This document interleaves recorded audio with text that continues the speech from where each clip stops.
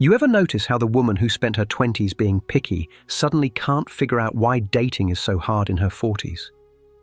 Back then, she had unlimited options, men everywhere, dating apps overflowing. She could afford to be selective because someone better was always around the corner.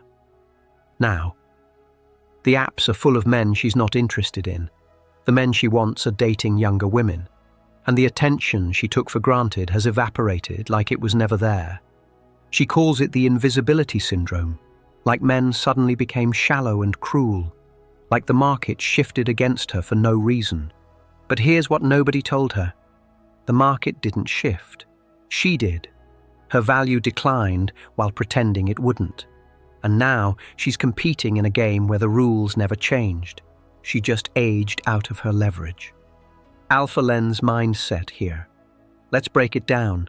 Let me explain what's actually happening when women hit 40 or 50 and suddenly feel invisible.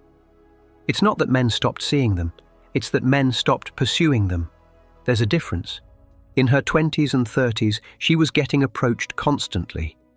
Bars, dating apps, social events, male attention was abundant. She could be selective because options were endless.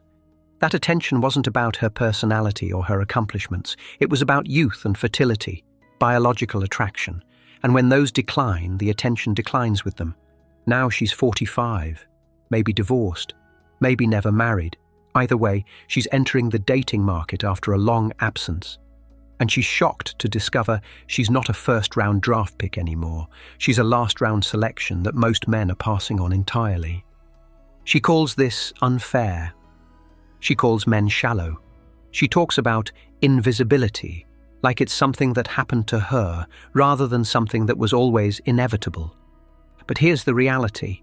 Men didn't change the rules. Biology did. And pretending that 45 is the same as 25 doesn't make it true.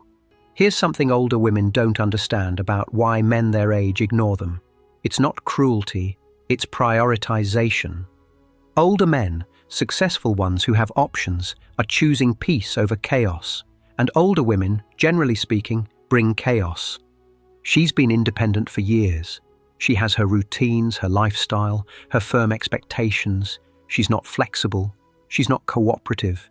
She's not willing to compromise on how things should be done because she's been doing them her way for decades. She wants a relationship on her terms, with her schedule, following her preferences. And any man who doesn't immediately align with her vision is not emotionally available or afraid of a strong woman. But men who have built their lives don't want to dismantle them for someone who's going to create constant power struggles. They want partnership, not negotiation. They want a woman who enhances their life, not one who demands they restructure it around hers. So they date younger women, not because younger women are inherently better, because younger women are generally more flexible, more cooperative, less set in their ways. Older men aren't rejecting older women out of malice. They're choosing peace over the rigidity that comes with a woman who's been independent so long she's forgotten how to be part of a team. Now let me address the terrible advice older women are getting from other older women. Have your hoe era after divorce. Sleep with all types of men, young, old, different careers. Figure out what you like. Feel free. This is projection from broken women trying to normalize their own dysfunction. Let's be clear. Sleeping with dozens of men after divorce isn't growth. It's not self-discovery. It's not empowerment.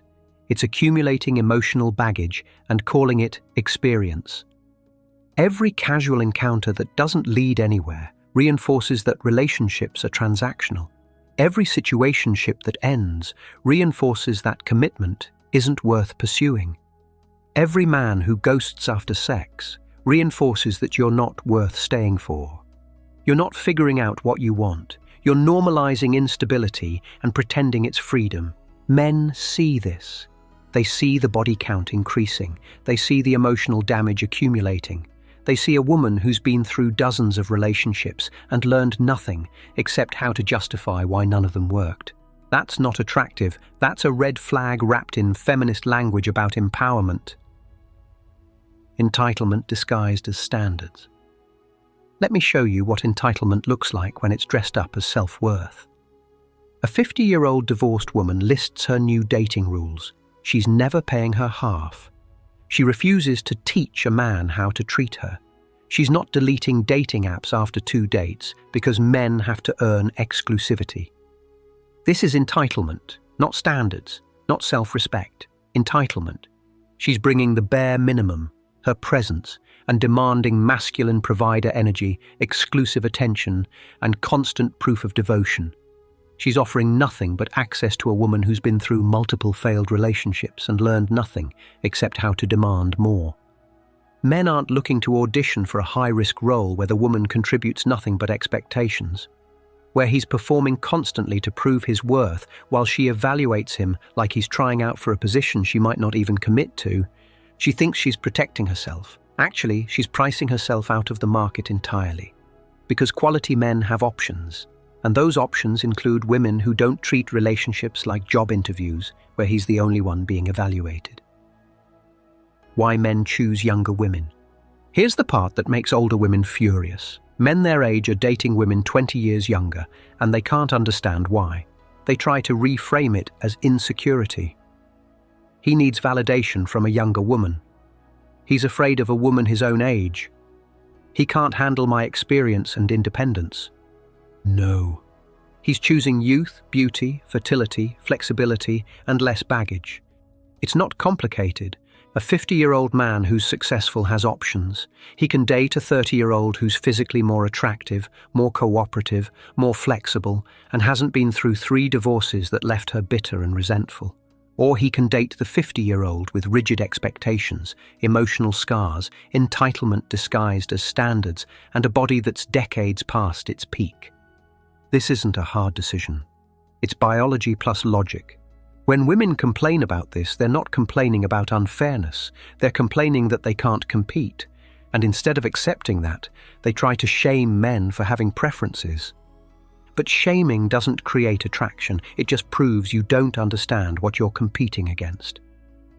Let me address the complaint I hear constantly. Men only want the chase. As soon as I show interest, they pull away. This is intellectually lazy blame shifting. If every man you're interested in pulls away when you show interest, the problem isn't men. The problem is either the men you're choosing or what you're offering when you show interest. You're probably chasing men out of your league. Men with options who were never serious about you. Men who were interested in casual and you misread it as potential for more. Or you're showing interest in ways that kill attraction. Becoming needy. Demanding commitment too fast. Bringing chaos instead of peace. Men don't pull away from interest. Men pull away from pressure, neediness, drama, and women who make their lives harder instead of easier. And blaming the chase is a way to avoid examining your own role in the dynamic. It's easier to say men are broken than to ask, what am I doing that makes men lose interest? Here's the tragic irony. Older women are finally dating with intention. Finally being selective. Finally looking for serious relationships. 20 years too late. They should have been dating with intention at 25 when their options were abundant and time was on their side. When quality men were available and interested.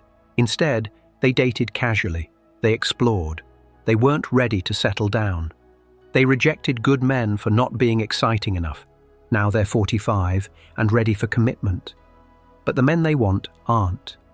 Those men have options with younger women.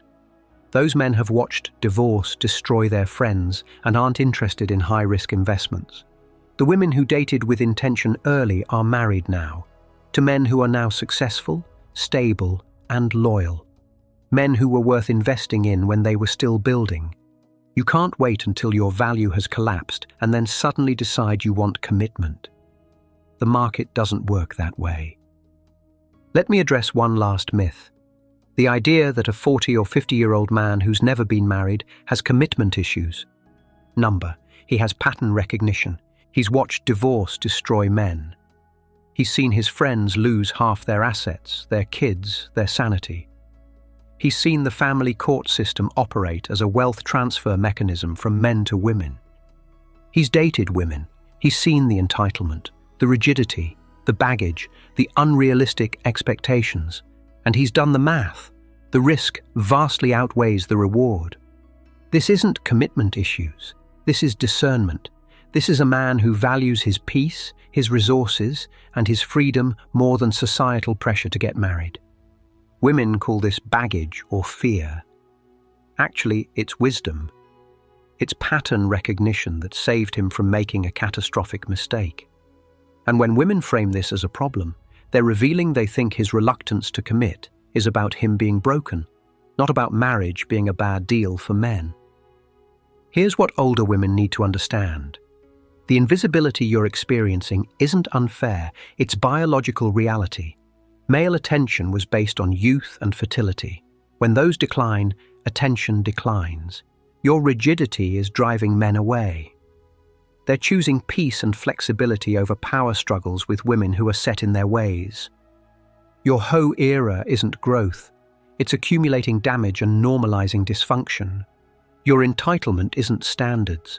It's demanding more than you're offering and wondering why nobody's buying. Men choosing younger women isn't shallow. It's preferring less baggage, more flexibility, and biological attraction. Blaming the chase is avoiding accountability. If men keep pulling away, examine what you're offering when you show interest. Dating with intention now is 20 years too late. You should have done this when your value was higher. Never married men don't have commitment issues, they have pattern recognition that saved them from destruction. The market didn't change. You aged out of your leverage while pretending biology doesn't exist. If this showed you the reality, nobody's willing to say, "Drop, biology doesn't negotiate," in the comments below. Are you watching this happen to women you know? What are they blaming instead of taking accountability? And if you need help understanding sexual market dynamics, avoiding women with unrealistic expectations, or making strategic decisions about dating and relationships, I offer private coaching sessions. Link is pinned in the comments and in the description. The rules didn't change. Your position in the game did. Alpha Lens Mindset here. Thank you for watching. Stay sharp.